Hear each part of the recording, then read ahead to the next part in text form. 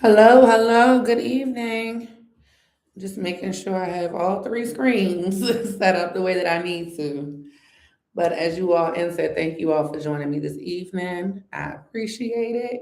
I'm going to try to make this worthwhile for you all.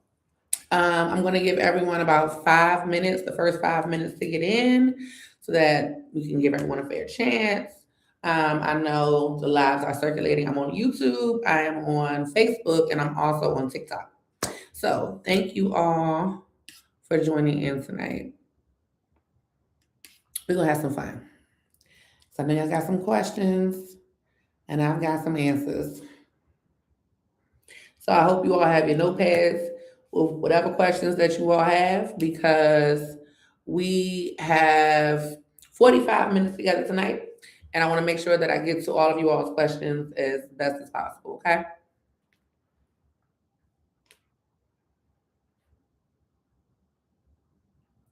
And while we're waiting for others to join in, if you could drop below in the comments and let me know where you all are, that will give me a better idea of what we're working with tonight and how I can help you because every state is different based on the NEMT requirements and what they allow, the licensing. So every state has different policies. So you're going to have different questions, different answers based on where you're located. Okay. Also, I would like to know how did you all even get here? How did you all find out about me? How did you all learn about tonight's live? Because that's going to also help me track which platform is the best to keep going in on for the lives. If you all haven't seen, I do have two more lives planned out. Tonight was three total, but tonight is the first one. Then we have another one next Wednesday. I'm sorry, next Tuesday.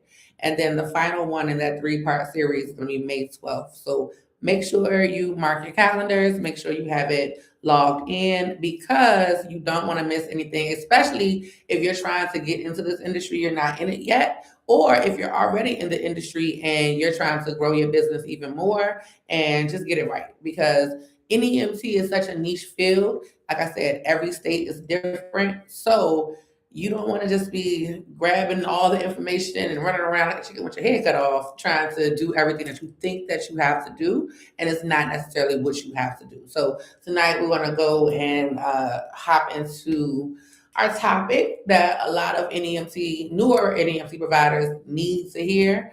And the topic is 5 biggest mistakes that new NEMT owners make in the beginning that really cost them thousands of dollars. And I'm going to speak about my own personal testimony on this because I used to be one of those too. I did it. I did it. I did it. So, okay, Rosalinda, you found me on YouTube. Okay, thank you. Are you subscribed to my page? Because I haven't put out enough content on YouTube for this year just yet. I've been busy more so on TikTok and Instagram. So I have a couple of interviews that I've done. I did one with Insight Fuel with sorry, the key. I have it in here. No, with the Reach Key from Mike. He is the owner of Reach Key. If you all can go and look at my interview with him that we did. And also, I did one with my routing software company, NEMT Platform. And I know a lot of people have questions about which routing software is the best and which one, do people use. So check that one out as well if you have not done so. Okay. Okay. Oh, thank you, Gerald. You're in Cali. Okay. Are you out there with my girls, Monica and Jasmine? Yeah. Okay. Hi, Roxanne. You in Jersey? Okay. You're not too far from Chrissy. Chrissy's in New York. I don't know. I'm not sure if you're familiar with Chrissy, but she's in the Facebook groups as well.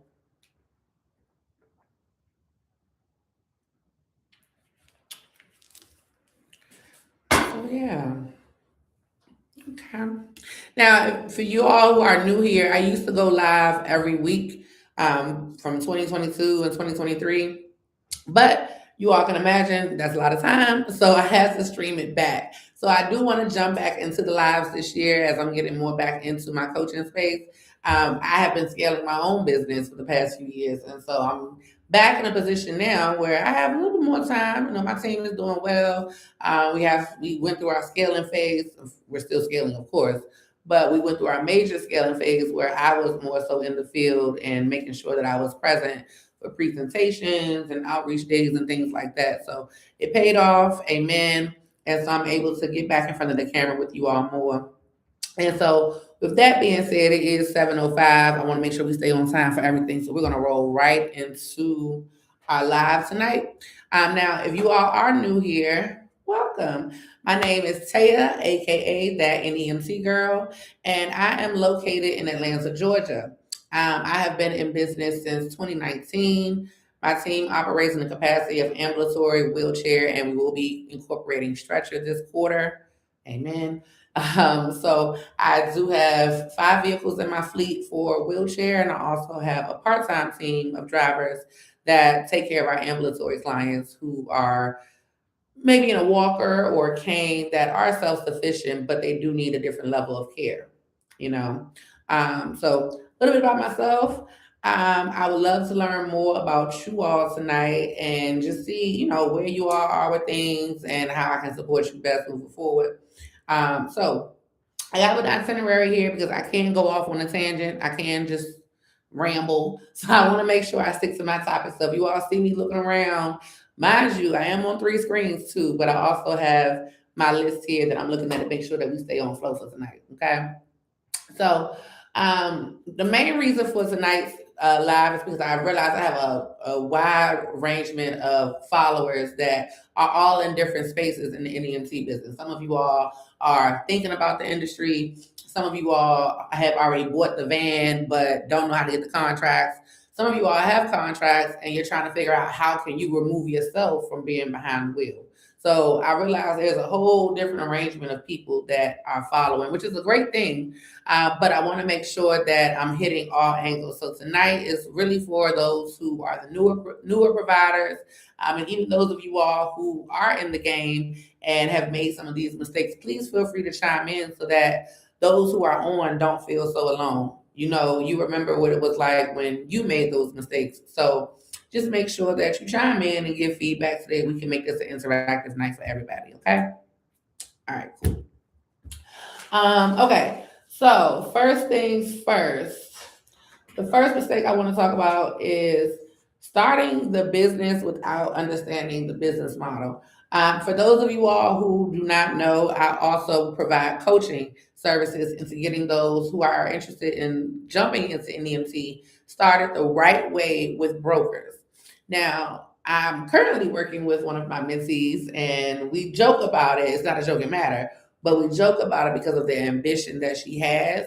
However, she did not understand all the realms of NEMT.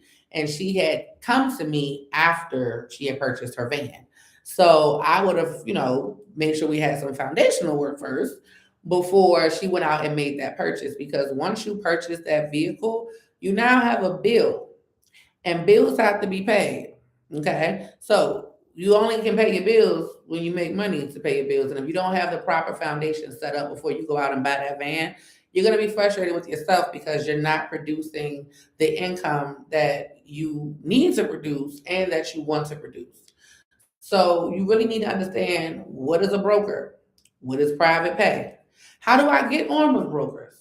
Okay. What brokers are in my state? What brokers are currently accepting new providers in my state or in my area? Because they could be accepting new providers in your state, but they could not be accepting them in your area. For example, Georgia is a big state. My business is based in Atlanta. If I go and say, okay, well, you all aren't accepting providers in Atlanta, but we can cover Savannah. Well, Savannah is about 4.5 hours from Atlanta. So am I going to move the base of my business, or am I going to have my team driving 4.5 hours every day just because I want to say, hey, I got this contract? No, absolutely not. So you definitely want to make sure that you understand what the broker's requirements are, who the brokers are in your area, and are they accepting new providers in your area? Next, What is a broker versus private pay? Because yes, brokers will send you work and you don't have to go out and market. But brokers change their systems all the time. So you never want to put all your eggs in the basket of a broker whatsoever.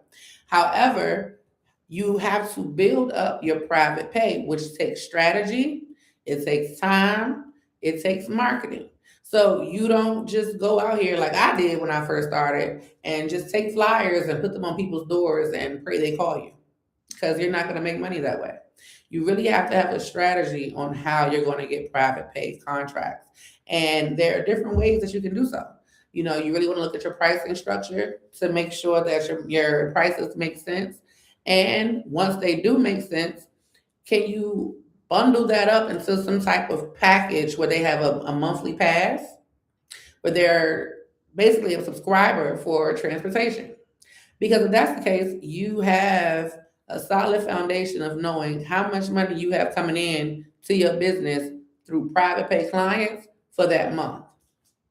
If they have essentially a bus pass to ride with you for a month and they pay for it for that month, that is all covered for the month. You know how much money your business has made off of those clients and how much they're going to make next month and the next month, because they are a monthly pass holder.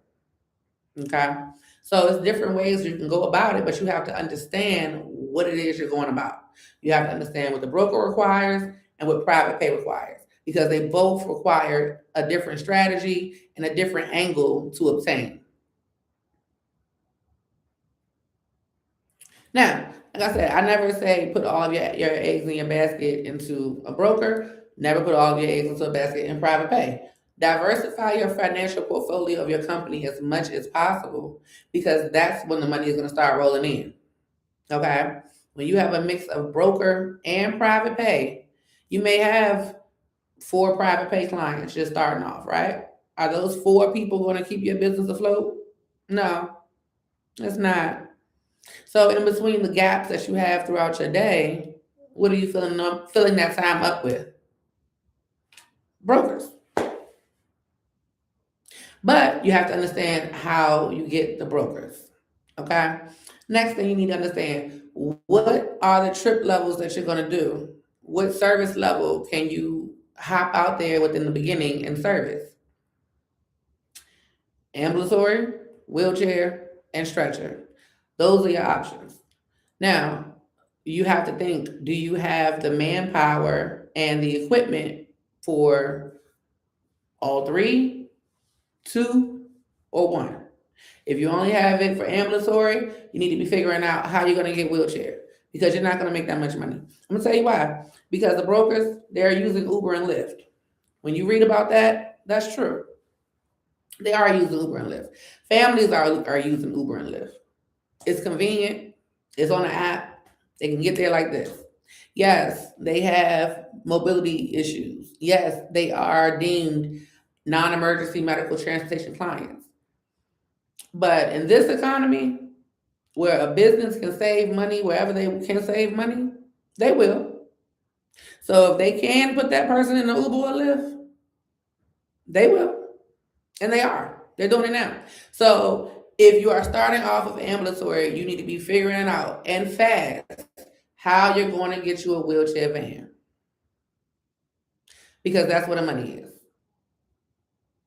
Okay? If you're in a wheelchair van and you want to hop to the next level of stretcher, you need to be figuring out how you can pay somebody else to be in that van at the same time, because stretcher requires 2 people at all times.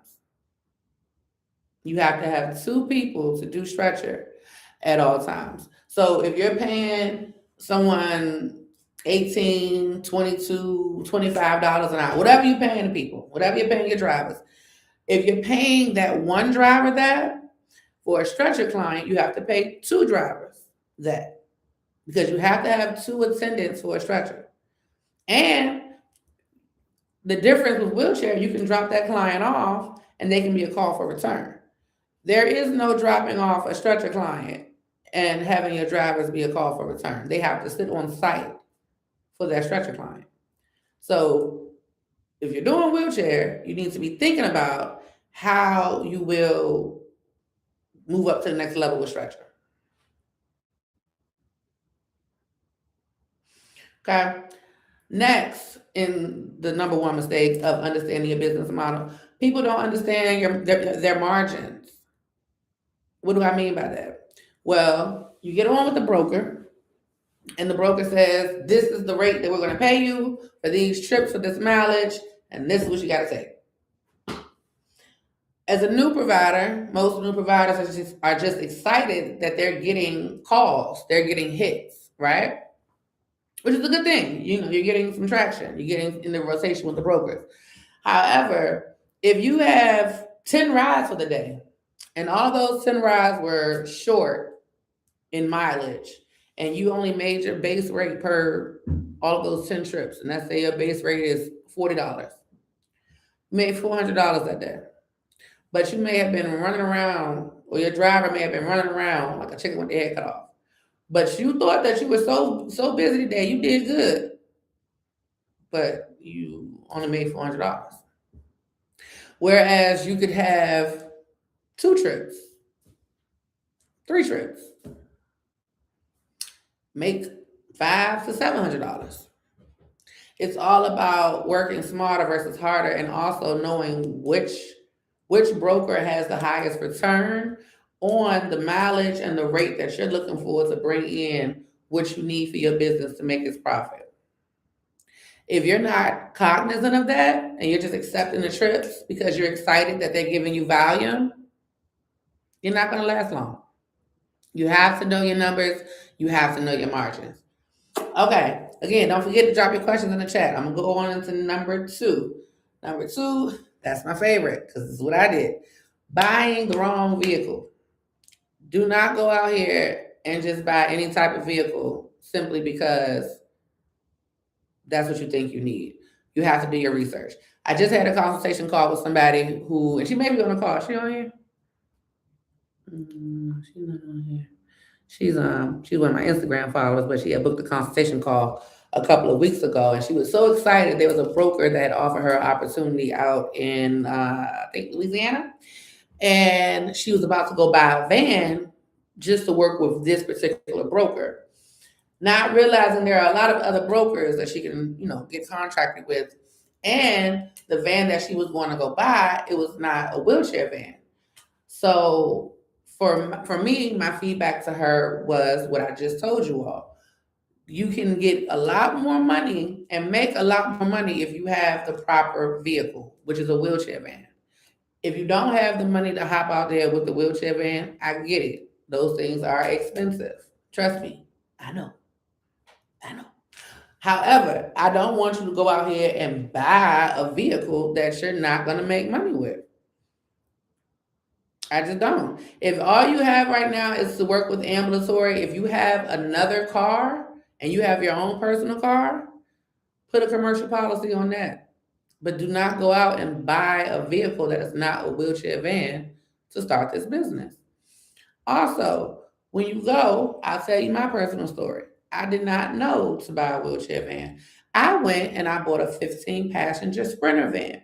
Well, it was the low head. It was not the high head. And so, I'm sorry, the low roof, not the high roof. And so I was not able to do wheelchair. I was not able to get it converted. And also, even if I did get it converted, I would have spent a lot more money than just going out and buying a wheelchair van. So I had to figure out how to make that van work for me. And what I did was we started doing casino trips. We don't have casinos here in Georgia. So we started taking the seniors on casino trips to North Carolina and Alabama because, again, you have bills, the bills have to get paid. If the bills are not getting paid, it's because money is not being made. Okay. Some issues on Facebook, I think. Oh no, we're still rolling. All right. So the bills still had to get paid. So I had to figure some way out to make money from that van, and so that's what we did until we were able to, so I was able to go and purchase a wheelchair van. So I had the 15-passenger and then I had the wheelchair van. Okay. And it took me about 9 months to be able to make that money from that van to purchase this van. Well, the at the time that current wheelchair van. And so think about how much money I could have made in 9 months if I already had the wheelchair van. You know, again, it just depends on what your goal is with your NEMC business because again, every state is different. Everyone's goal with their business and their baby is different. I say their baby because when you are birthing a business, when you are, trying to get it up and going, it's literally birthing a baby. This is your baby. You are building it from scratch. You see how every piece is formed. So this is your baby, and you're going to take care of it as such. Okay.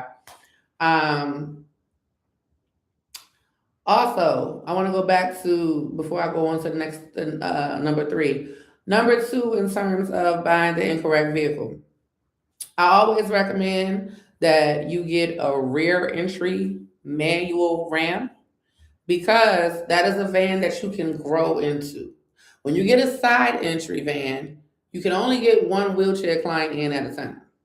When you have a rear entry van, more times than over, you're going to be able to get 2 wheelchair clients in at a time.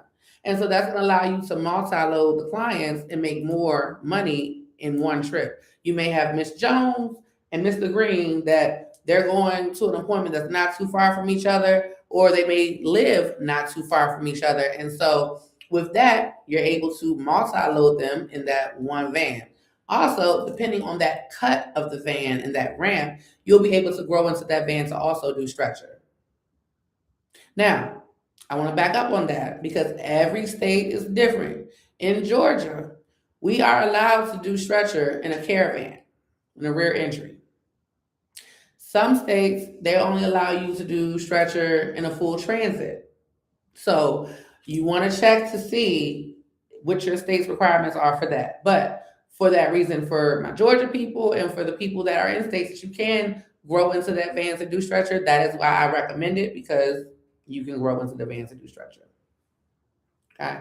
We got a question over here on YouTube. Okay. Are you mostly doing brokerized or private pay? We do both. We have contracts at 2 facilities here. We also have individualized clients for private pay that we do monthly, and then we also do broker. I think you just joined in, but I was in my last provider mistake. I had mentioned about making sure that you never put all of your eggs in one basket because you want to diversify your portfolio as much as possible. You never want to have your van sitting. Van is sitting. No, you're fine. You're fine. If your van is sitting, you're not making money. So you want to make sure that van is always in queue. So let's say for that day, you may have 4 or 5 private pay clients, depending on how large your fleet is or what you can take on volume wise. You want to make sure that any gap that you have, you're going to have a client filled into that gap so that you don't have that van sitting. Now, if you're not able to do that just yet, just keep that in mind for that so that when you are able to, you don't have that van sitting. I have some people on here that are starting off with one van right now and they want to focus on private pay. That is totally fine. There's nothing wrong with that because you may not be able to take on more. If you have a good private pay opportunity, run with that. But if you do not have a good private pay opportunity and you are paying for your commercial insurance, why are we paying for that commercial insurance without maximizing on that opportunity? And what I mean by that is maximizing on the opportunity is going to apply with the brokers as well.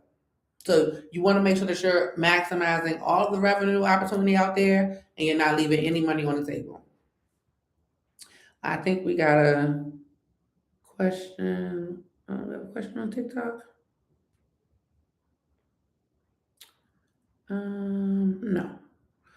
Okay. And lastly, on mistake number 2, in terms of buying a used vehicle, there's nothing wrong with buying a used van. There are lots of NEMT providers out there right now that are selling their business or they are retiring from their business. And so they are selling their vans off. You just want to make sure that you do your due diligence. You don't want a van that's going to have constant breakdowns or major maintenance repairs because that's going to have that van off the road. And a van off the road means you're not making money. Okay. And NEMT Growth Machine, I do apologize, but I know you just joined us, but I wanted to just make this announcement again. I'm on 3 screens right now, so that's why I'm moving around like this. So don't think I'm crazy over here. I'm just trying to make sure I'm getting to every platform that is on right now. Okay, number 3, and this is a big one because many people, again, it's more than just getting a van. You're not just going to get the van and start the business. There's paperwork that comes behind it as well. Okay. So number 3, the biggest mistake that new providers make is not being broker ready. And the biggest thing I see, or the biggest mistake that they make in terms of not being broker ready, is not having commercial insurance, not having the correct limits, not having enough. That is the main thing, because every broker is different and every broker requires something different. Now, the main thing to cover your behinds if you're not already with brokers and are thinking about getting on with brokers, the commercial insurance policy limits, the most popular insurance limit that a broker is going to go for is $1 million policy, which is also the most expensive. However, if you are trying to price how much the insurance is going to be, you want to get a quote for the $1 million policy, because at least you will know what you are looking at to pay. Again, every broker does not require $1 million policy. Some brokers require $300,000. I've seen $500,000. The most common is a $1 million policy. So when you are pricing a van, you also need to take in consideration how much you're going to be pricing for your commercial insurance. I'll tell you here, when after I got my 15 passenger and I had the first wheelchair van, we had the 2 on. This is starting off. That's what I'm telling you all now, because I have more vehicles now. But starting off, I was paying $1,900 a month for 2 vehicles. Okay, and again, every state is different. So there may be a broker that you're applying for here in Georgia. We don't have to have, if we're going with Verida, you do have to have workers' compensation insurance. Because we don't have to have workers' compensation insurance for 1099 contractors here in Georgia, we're able to loophole that. But if you're in a state that requires you to have workers' compensation, even for your contractors, that's another insurance policy that you have to have. Okay? So you do need 2 insurance policies. You need the commercial auto for the vehicles, and you need the commercial umbrella for the business, the general liability policy for the business. That is what's going to protect your business with negligence. If, say, for instance, a driver is helping a client walk to the vehicle and they trip and stumble and they fall, and say your driver is the reason that they fell, that is what the commercial general liability will cover. But the commercial insurance covers the commercial auto covers your vehicles. So you have to have 2. And again, if you're in a state that requires you to have workers' comp, that would be 3. We don't have to have that here in Georgia for our 1099s, so that's why we don't have it on our 1099s. But if you do, and depending on how you classify your drivers, that's a whole other ballgame. Okay? I'm just telling you what is the biggest hindrance for new providers getting on with brokers is not being broker ready. And the main thing is your insurance.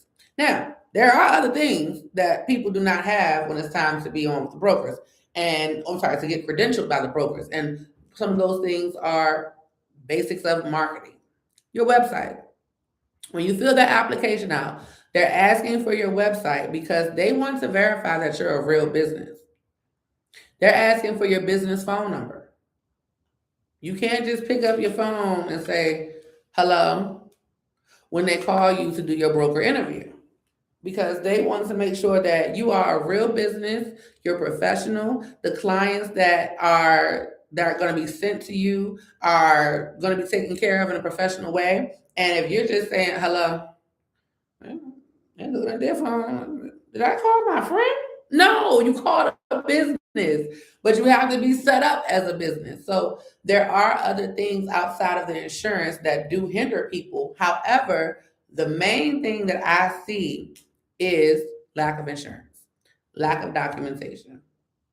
And once you have the broker's ear, because it can take some time to get on with the broker to be approved. So once you have their attention, once they have started looking at your application, you don't want it to be so many corrections being sent back and forth, because you want to hurry up and get that approval in there. You want to start getting those trips so that you can start generating revenue. Okay. All right. We have some questions. Okay.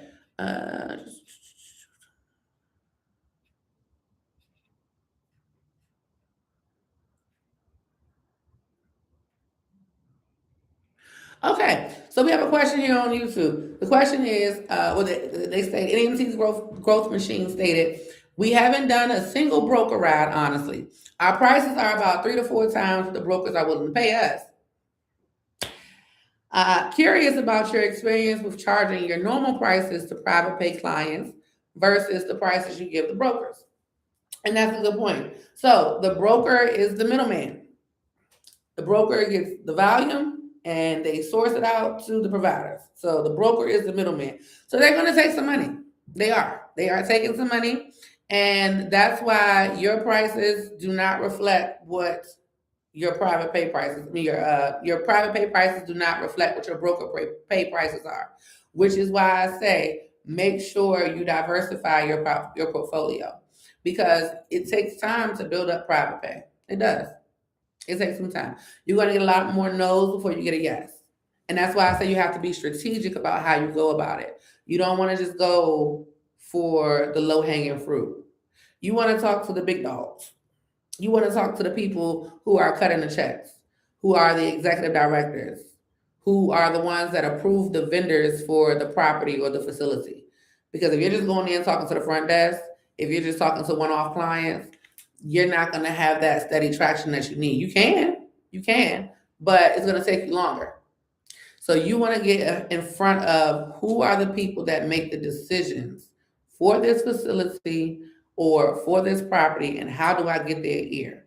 When it comes to trying to give the brokers my private pay price, how can I word this? So we have our rates for our service area. Okay, I'll give you an example. We have a broker that we're contracted with. We only signed up for one service area with that broker. However, we cover a lot more than what we gave them, right? So we know that they're going to send us trips outside of our service area because we're so close to other areas. Whenever they do, we never do those trips for our rates. We always send them a quote that's higher than what our rates are going to be. Not as high, higher than what our contracted rates with them would have been. Not as high as our private pay rates, because we don't want to lose out on the trip altogether. However, we do go above what our contracted rates are. So we try to get a quote essentially from the broker. It's not always successful, but it does. From this particular broker that I'm speaking of right now, it is. We always get our quotes. And we also try with our other brokers as well. Again, it's not always successful with them, but you got to try, right? Now, I would rather have my van moving for something than not moving all day at all. So if you do have those gaps, that's when you accept. If you don't have gaps and you have a good private pay stock, focus on your private pay. Continue to focus on that. But if you have the opportunity to diversify your portfolio, if you have more than one vehicle, if you have more than 2 vehicles, and you notice that at certain times of the day your van is sitting, you should be accepting those broker rates because you're not making any money at that time. Let's see, we got any questions over here on TikTok? Nope. Okay. All right. So I'm going to go on to the next mistake here. Sorry, y'all, I'm looking at my itinerary. All right. Oh, okay. This one. Pricing wrong. Number 4 is not pricing correctly. And this goes into what we just talked about, NEMT growth machine. Because you're underchanging yourself or you're copying off of someone else's rates because that's what they said on Facebook or that's what you heard on the podcast, but you're not doing your research to see what the people in the area around you are charging and how you can make yourself competitive. Also, California, Gerald, if you're still on here, I feel so bad for you all out there because gas is high for everyone everywhere, but California is known to be high, especially during times like this. But when we have things like this happen, we have to restructure. You need to get in contact. If you are with brokers, you need to contact your network manager and see what can you do to adjust your rates during this time. We actually have a meeting with our network manager for one of our main contracts, main broker contracts on Thursday because we need something else. we need more money. The gas is high. Okay, we have to do something about it. Like we've gone from spending $40 to $45 a day to $70 to $75 a day for gas, which is nearly double. So where is that money coming from? How are we going to sustain? We have to figure that part out. So you want to make sure that you're looking at your pricing structure. Yes, you may have set your rates in January, but you may need to relook at your rates every quarter, twice a year. At least annually, you should be updating your rates because everything goes up every year. So if you go up even just a little bit, you should be looking at your rates every year at minimum. But depending on whatever's going on in the world, you may need to look at them quarterly, bi-yearly. It just depends. Also, going back to Growth Machine, you weren't on here when I mentioned this, I don't think. But if you can look at your rates and see how you can bundle up a monthly pass or a van pass for your clients that have those dialysis treatments, that have those physical therapy appointments, because they're recurring clients. They need to be serviced for dialysis at least 3 times a week. Physical therapy once, sometimes maybe twice a week. How are they getting there? Outside of that, do they want to use you for other things? If they're in a wheelchair and they like your service, they may want to go to church on Sundays. They may have a loved one who they don't get to visit and they want to start visiting them once or twice a month. So you can have that recurring monthly pass to make sure that person is always coming back each month. And then at that point, you have some sort of idea of how much money you have coming in for the month simply off of your monthly pass client. If you have a pass that's $1,000, $1,100 a month, and you have 10 clients that are getting that pass, that's an easy $10,000 right there that your business is going to have for that month. And everything else is sprinkled on top. But it's all about price and structure and how you sell it. If sales is not your strong point, get someone that can help you with sales to be your strong point. Sales is not my strong point, okay? As an owner, you have to know what you're good at, what you're not good at. Sales is not my strong point. I'm going to give you the information. If you want it, great. If you don't, I'm going to move on to the next thing. So as a business owner, I had to get someone that was good at sales. That's great at customer service, to call and follow up and make sure they have all the information they need. If that's not you, that's okay. Don't beat yourself up for trying to be good at something that that you're not good at. Stick to what you are good at, and that's how your business is going to grow. Okay. My last mistake on here, and then I'm going to go over your questions again, Growth Machine, and then we'll wrap up with whoever else has some more questions. But the mistake number 5 is moving without strategy. And this is something that really is big, especially with private pay, but also when it comes to scaling and growing your business. Because if you're just watching videos, if you're just sitting on this live and I'm giving you all these gems and you're not asking no questions, let me all out here. But if you're not asking questions, then you're not going to be able to execute properly.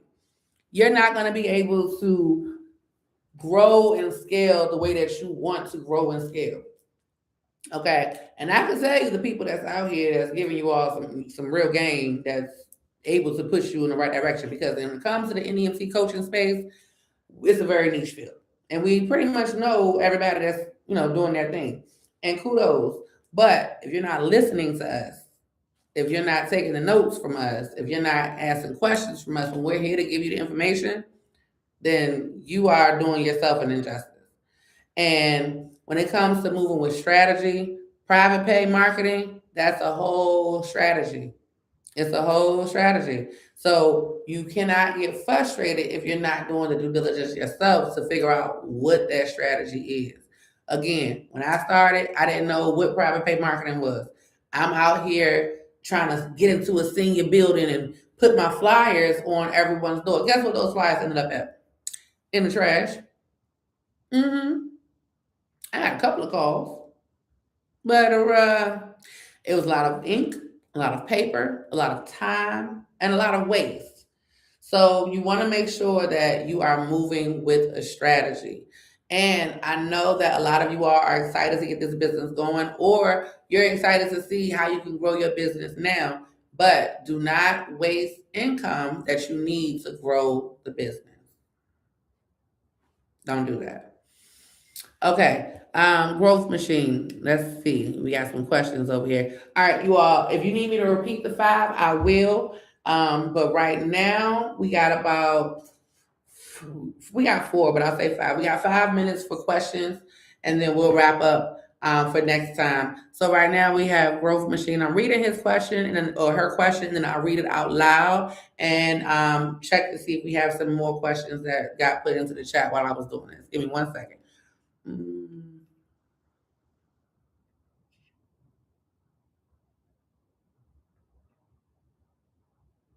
Growth machine, what state are you located in?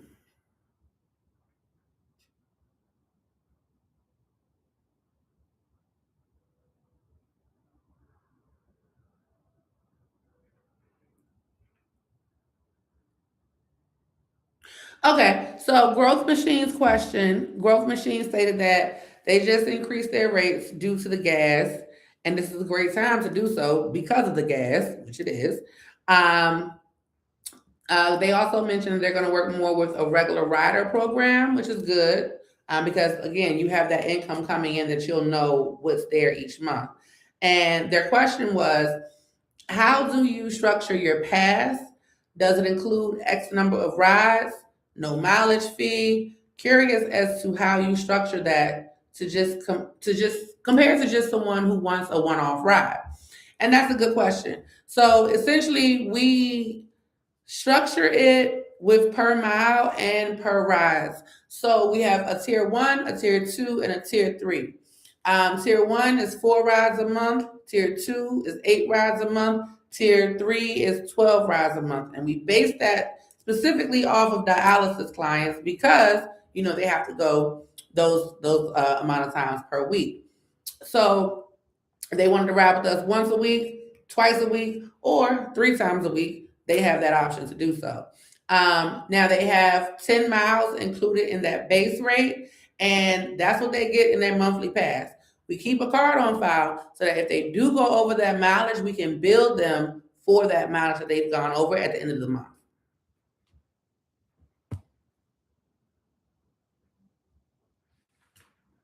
Oh, yes, I am in school. I am on school. Thank you. Okay, you're in North Carolina. Okay, nice. You're not too far. What part of North Carolina? Okay, let's see. TikTok. You got some stuff over here.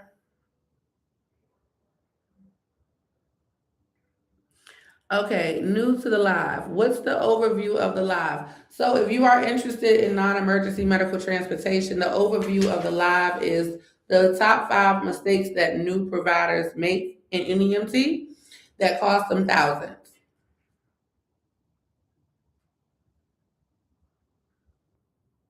Okay. I'm scrolling up. I'm scrolling up. All right. Oh, you're in Charlotte. Okay, I have family in Charlotte. Yeah, I usually ride through there when I'm going to Virginia to visit my family. Um, okay. All right, so I don't see any questions over here on TikTok. Let me see. We got any more over here on YouTube? No, we do not have any more over here on YouTube either. Okay, so it is 7:45. I'm going to go ahead and wrap this up for this evening. If you all please, please, please tell more people about this, especially anyone that you know who is interested in NEMT or getting into it. I will be going live again next Tuesday, same time, same places. We do have a different topic. I don't have it in front of me right now to tell you all what it is, but if you go on my page, the flyer is there, and you'll be able to see what we're talking about next time. Also, if you are interested in booking a call, you can do so. I do have the link in my description on YouTube and on Facebook. TikTok, people, my TikTok family, you can go on to my website, www.thenemtgirl.com, and you can book a call there. Are you answering questions on Facebook? I'm on Facebook Live, but I don't see any questions on the Facebook Live. I do answer questions all the time within the Facebook group. So if you want to drop your question there, I can definitely get that answer for you. But I don't see anything on Facebook on the live at this time.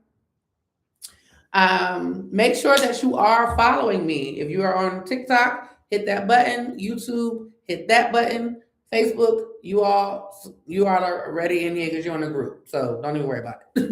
But if you are not following me on these platforms, please make sure to do so. Also, if you're on TikTok, join me on YouTube. If you're on YouTube, join me on TikTok. Um, okay, the Ryle Williams, did you put them on the Facebook group? Because there's nothing on YouTube. It says no comment. So did you put them in the group or did you put them on the live? If you put them on the group, I can't see them while I'm on the live until I get off the live. Okay. Okay, yeah, sure. Shoot me a DM. Definitely shoot me a DM. And thank you for subscribing. I appreciate that. Thank you. So make sure that you all join me next week, same time, same place, okay? All right, thank you all. Bye.